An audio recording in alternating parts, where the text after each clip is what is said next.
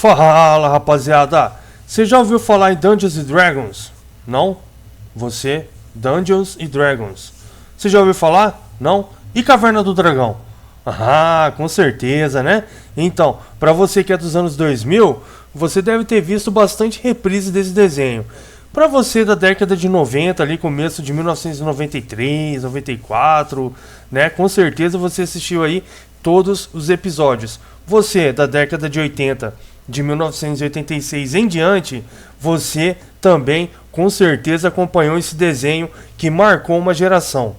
Caverna do Dragão foi um anime criado em 83 e era produzido e agregado por nada mais nada menos que a Toei Animation, a TRS e a Marvel.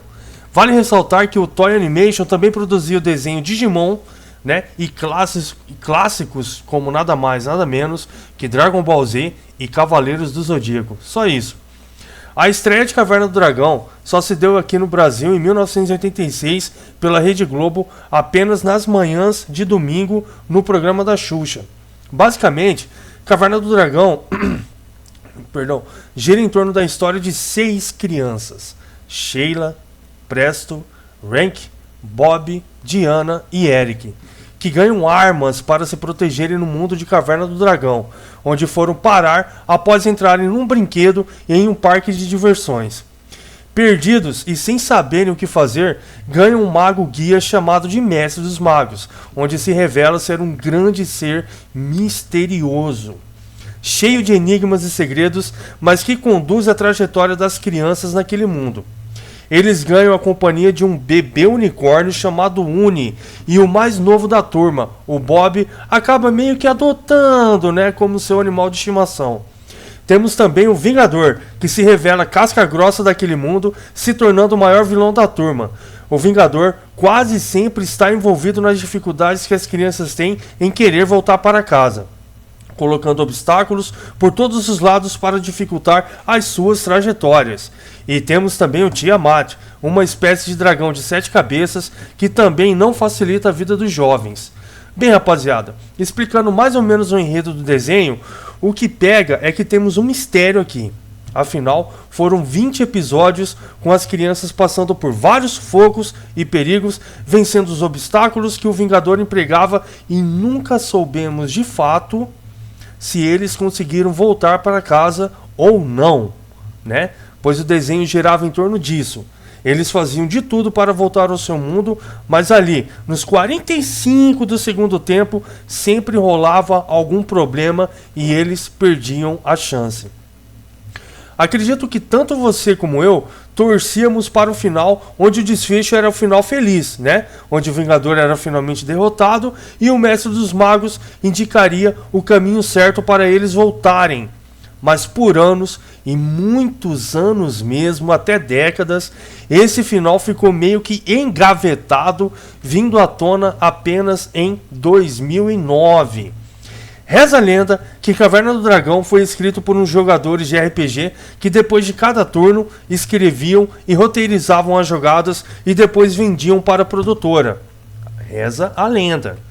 Mas o tempo sem respostas, sem uma luz no fim do túnel, é lógico que abriu margem para as especulações e assim, por um bom tempo, um desses finais não oficial caiu nos braços da galera. Um final um tanto quanto perturbador. Nesse final, Tiamat, o dragão de 7 cabeças, revela algo para as crianças. Tiamat fala que eles nunca mais iriam voltar para o seu mundo, porque quando eles estavam no parque, descendo no carrinho de brinquedo, eles sofreram um acidente sério e acabaram morrendo. E o lugar onde eles se encontravam era um inferno. E eles viraram uma espécie de brinquedo para o demônio. Demônio esse que era um tanto quanto cabuloso. Às vezes ele se travestia de Vingador e outras vezes de Mestre dos Magos. E que na verdade o Tiamat, o dragão de 7 cabeças, era um anjo que estava ali no inferno para trazer a verdade para as crianças. E dentro desse enredo, Uni, o unicórnio, era uma espécie de auxiliar para esse demônio. E esse episódio final, não oficial, de Caverna do Dragão, esse episódio não oficial viralizou na internet e realmente muitos pensaram que era, de fato, no episódio final. Só que não. Os próprios roteiristas e o criador da série negaram veementemente esse final viralizado. Palavras de Carl Girls, criador do desenho. Não há verdade alguma nisso. Nenhum episódio assim foi produzido, fecha aspas. Outro roteirista, Mark Caven, disse: isso é completamente falso. Apesar de vários finais possíveis terem sido discutidos, nenhum último episódio foi realmente produzido. E aqui vocês viram os próprios autores e roteiristas desmentindo, né, os finais aí que foram parar na internet e que adoçou muito o paladar aí, né, dos fãs de Caverna do Dragão. Tem outro também que fala que o Mestre dos Magos era um mago que vivia nos tempos medievais, né, que para poder ter poderes superiores entregou o seu filho e, né, que acabou virando um Vingador, né, mas nada a ver. E finalmente, depois de muitas polêmicas, Michael Reeves, editor, colocou na internet o roteiro real do último episódio. E Reinaldo Rocha o transformou em HQ.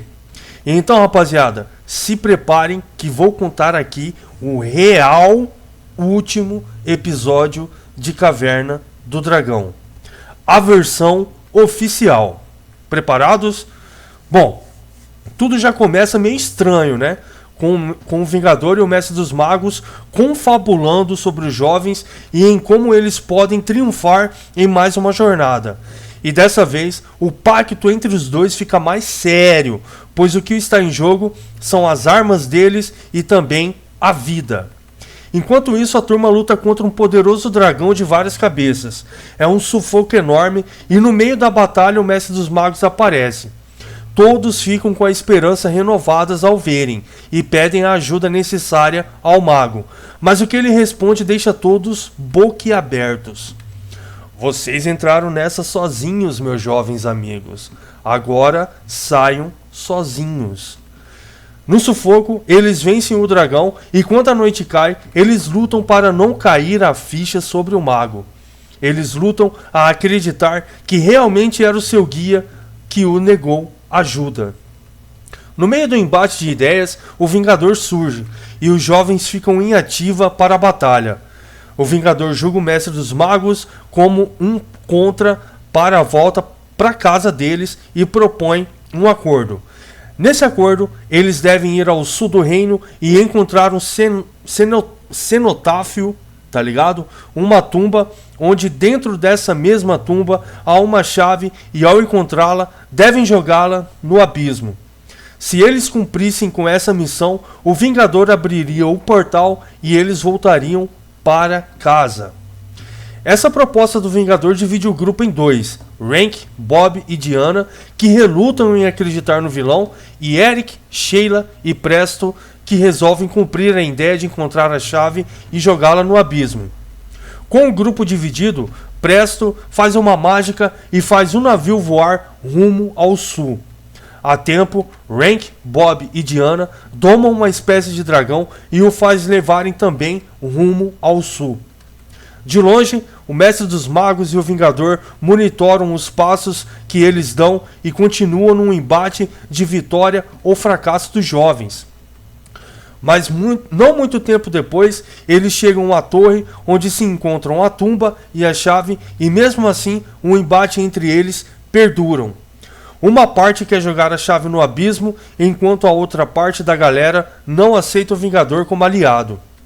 No meio da confusão, eles despertam um polvo gigante e uma luta feroz começa. Presto consegue dar um tempo no polvo e eles conseguem chegar ao cenotáfio e encontra esculpido o que parece ser o Vingador em uma forma mais bondosa. Confusos, eles abrem a tumba e Eric tira uma chave de dentro dela. Animado com a possibilidade de voltar para casa, ele vai em direção ao abismo para jogar a chave. Nisso, Rank tenta impedir. Nesse impasse, o polvo gigante reaparece e a luta é retomada. Bob com o seu bastão gigante, dá uma cacetada feroz em um dos braços do povo, fazendo o Hank desequilibrar e cair no abismo. No meio da batalha, o Vingador aparece e exige que Eric jogue a chave no abismo. O Cavaleiro de Escudo reluta, mas decide acreditar no seu amigo Rank e introduz a chave na tumba. De imediato, uma luz poderosa toma conta do local e o Vingador lamenta ferozmente. Dentro disso, todas as maldições do reino são quebradas uma a uma. Rank, que não havia caído de fato no abismo, é salvo, e ele nota uma transformação no Vingador. Ele vai tomando uma forma cada vez mais humana, e eis que surge o mestre dos magos com um semblante completamente feliz. O Vingador era de fato o filho do mestre dos magos. E então os jovens compreendem que a sua missão naquele mundo não era derrotar o Vingador, mas sim redimi-lo. E então, agradecido, o mestre dos magos abre uma passagem para a casa dos corajosos e diz: vocês deram àqueles presos nesse reino a sua liberdade, e eu não posso fazer menos. Ou vocês podem permanecer aqui no reino. Ainda há muito mal a combater e muitas aventuras a ter. A escolha é de vocês, meus jovens. Resumindo, até hoje a gente não sabe se eles voltaram para casa de fato ou não. Rapaziada, muito obrigado por ter ficado até aqui com a gente, tá ligado? Peço que você se inscreva, deixa aquele seu joinha, tá ligado? Compartilhe, deixa aquele seu dislike se você não gostou, né? Dá trabalho para fazer um material como esse, e o único carinho que vocês podem retribuir é dando aquele like ou dislike, ou comentando, compartilhando, né? Não paga nada, é de graça, né? E tamo junto, rumo a mais uma aventura. Tamo junto.